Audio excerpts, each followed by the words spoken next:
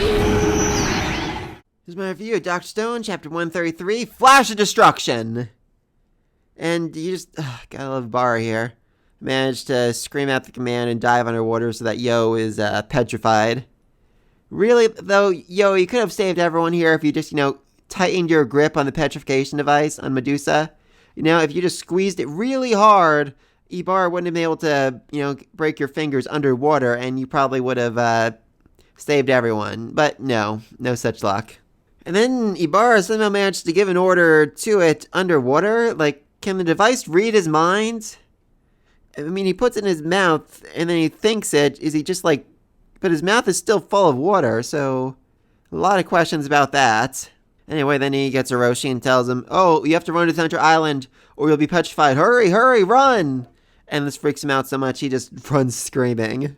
And unfortunately, Orochi is basically a quarterback, and no one can really stop him at this point.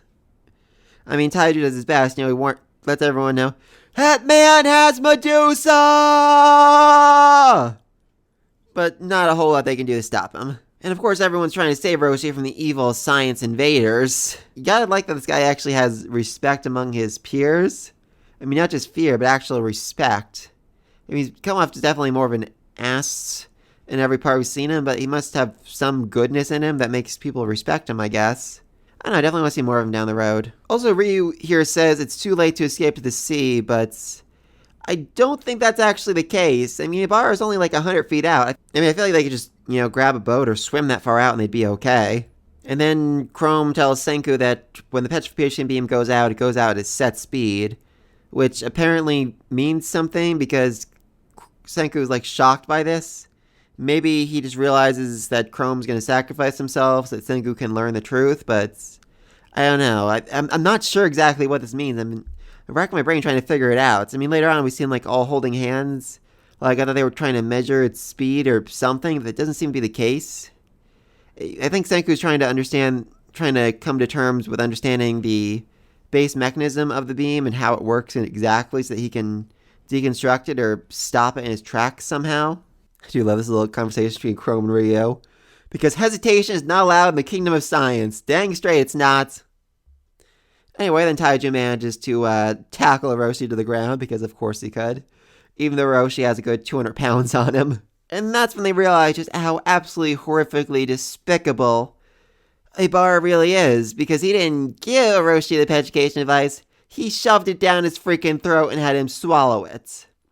I'm sure his plan is to break him open and rip it out from his stomach when he's done. So yeah, he is truly a monster. So then the petrification begins, as Ibara gives this creepy-ass smile. And the science team doesn't actually seem to be running away, rather they seem to just stop and reach out their hands to one another. Like they're all trying to hold hands when the petrification beam hits so they can figure something out.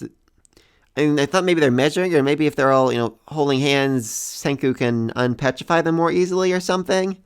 I don't know, that's definitely weird, but Senku's, on the case. He's gonna figure out the truth and, find a way to stop petrification beam, or find a way to counteract its effects somehow. I really don't know what to expect in the next chapter. Yeah, so normally I'd speculate more at this point, but I really just don't know what he's planning. I mean, my best guess is, like I said before, is he going to figure out how the petrification beam actually works by witnessing it firsthand, witnessing how it does what it does.